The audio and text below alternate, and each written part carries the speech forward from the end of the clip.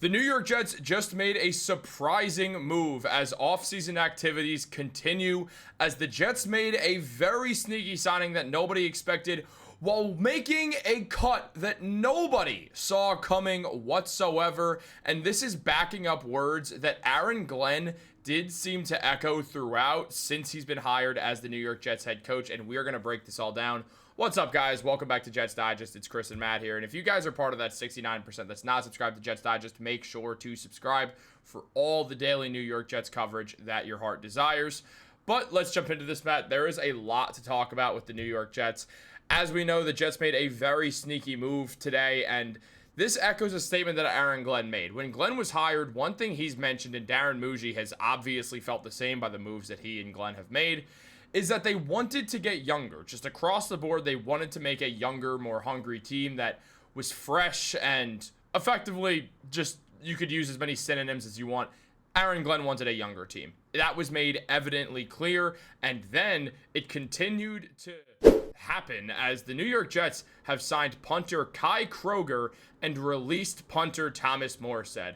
Now, the Jets did announce this themselves and mentioned that Kroger, who's 6'3", 213 pounds, played the last 5 seasons at South Carolina and averaged 44.6 yards per punt, the second most in school history. His 265 career punts are a school record and the 5th most in SEC history. He led the SEC with 62 punts in the 2023 season, and his 2,675 yards in the 2022 season led the conference when he earned first-team All-America honors. Kroger's 47.8 yards per punt last season were a career high, and he earned first-team All-SEC honors and won the Gamecocks Jim Carlin Award, given to the MVP on special teams. The native of Lake Forest, Illinois, had 68 punts of at least 50 yards, 100 punts that landed inside the 20-yard line, and 19 touchbacks. He had 4 punts of at least 70 yards, and has thrown 10 passes for 205 yards and 3 touchdowns in his career.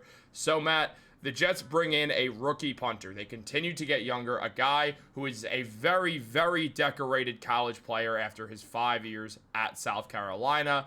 Very interesting move. No one can say they saw this one coming. Absolutely not, because with Aaron Glenn talking about how he likes people over players and he wants the best guys for the locker room, Tomas Morstead was what we thought one of the best guys in the locker room. We've heard nothing but good things from Tomas Morstead in the locker room and in the community. So it's very surprising that he was cut. Over the last couple of years, he's been one of the better players on the team. A team that has been unfortunately not reaching how high we were hoping that they were going to go. But Tomas Morstead, even in some of those really bad Zach Wilson days, was someone getting cheered on by the fans when he came on. And it wasn't a sarcastic cheer. It was a real cheer. We understood that we actually had a really good punter. We had a Bill Belichick called one of his punters a weapon, but I think it's pretty funny. But it really is sometimes being able to flip the field is an important thing. When your team predicated on playing good defense and playing complementary football, it's all about putting your opponent in bad positions. You don't want to ever start them anywhere close to midfield. So when you have a really good punter who could flip the field, that's something that you want to invest in. People forget the 3 phases of the game: offense, defense, special teams. You can't forget about the special teams. We got to make sure we have good players, and we had one in Tomas Morstead. But if you're going to replace him from a college player, one of the best punters from the SEC is definitely the way to go. The best conference of college football. All of his accolades, you read them out. He's got a lot of them. Obviously, he wasn't drafted, but a lot of that is his position, and teams don't want to use, I'm not going to say waste, but they don't want to spend a draft pick on a punter because the positional importance is not high enough, and I completely understand that. So now we're going to see what this guy brings to the table. You have to imagine coming into this New York Jets team, he's going to be a good personality in the locker room and a good player on the football field.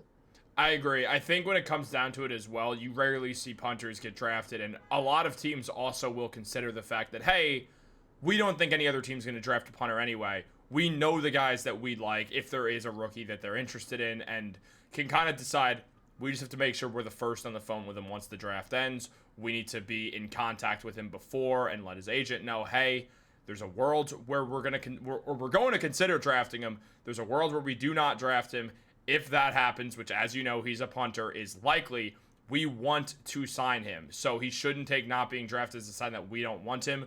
We just also understand there's going to be teams that are not going to pick a punter as well. So I don't want to say it's an unspoken agreement because punters and kickers, they do get drafted at points. I mean, correct me if I'm wrong, didn't the Buccaneers draft a kicker in the first round like 10, 15 years ago?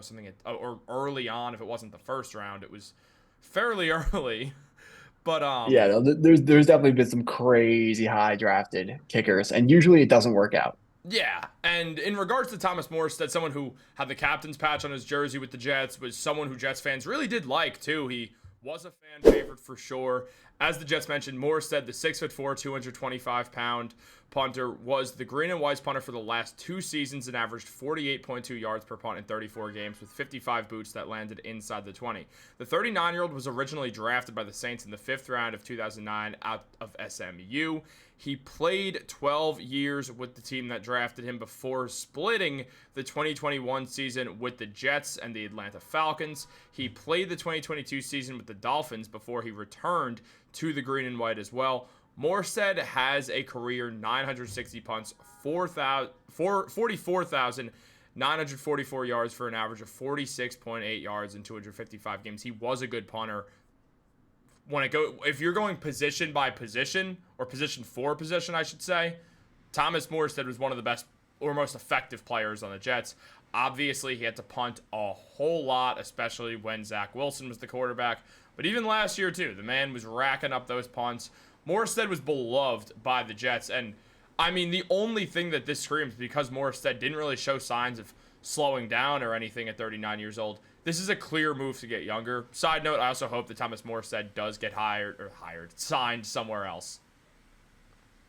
Yeah, definitely a good guy. He's getting older, so it would not make it would make sense if he didn't get signed, if Yeah. people were just teams decided to just let him go off into retirement. But he's had a good career with the Saints and with the Jets. Just a little fun fact. Do you remember Sebastian Janikowski from the Yeah, Raiders? of course. He was actually a first round pick, and I believe he's the most recent first round Yeah. pick of a kicker in 2000, drafted 17th overall by the Raiders. He played forever, too. Yeah, and he was a good kicker, but my guess is they probably wish they spent that pick on a more important position. Well, the Raiders are just so good at drafting, Matt, as we know. Dude, they are phenomenal at drafting. They're the But best I drafting. mean, Remember the Cleveland Farrell pick, how much that worked out? that's not even a bad one. As far as Raider standards go, that's not a bad one. That's a steal. Dude, but yeah, Thomas Morstead, this new punter, hopefully he's pretty good because I really think Thomas Morstead, I know for a fact Thomas Morstead was a pretty much as beloved by the New York Jets fans as a punter could possibly be. Absolutely. I think also with Kai Kroger, it becomes interesting if he's going to get competition because the Jets, they released Morstead. So it's not like they brought in competition for Tomas Morstead. They released Morstead and brought in a rookie. What? Nothing. What? I got no, I got a crazy text. I got a crazy text. Okay. We'll choose to believe it, guys. We'll choose to believe Matt's not laughing at me. Because I usually just mess something up, and then I'm like, oh, no, what did I say? No, but if you messed up, I would tell you. That's true. You do tell me when I made a mistake. So there's that. But look, in regards to this, it is interesting that like it's not like trying to like create competition. They seem at this rate, if Kroger's the only guy on the roster, they clearly like him. They liked what they saw. Yeah, you know those accolades, very impressive, very impressive. You never know when it comes to a punter because when you're playing in college, your punter and kicker, the position doesn't really change when you get to the NFL. The only thing that changes is the pressure. Obviously the kicks are more important. There's more people screaming at you. It's louder. The stakes are higher. So as long as you're mentally tough, if you have the talent, he'll be perfectly fine as the New York Jets punter going forwards here. Well, I'm looking forward to seeing it. That's the most we've ever talked about punters on Jets Digest. Guys, what do you think about Tomas Morstead getting cut from the Jets and then moving forwards with Kai Kroger? Let us know in the comments down below. Like this video, subscribe, turn on post notifications. Have a great day, and go Jets. Also, guys, by the way, the Knicks are up 3-1, so that's sick. Make sure to tune in most weeks on Fridays for Knicks Digest Happy Hour, where you could also see Matt and I talk about the Knicks until we get like into the final 15 minutes. We just veer off into some football conversations as well. It's a fun time. Catch you later. Go Jets.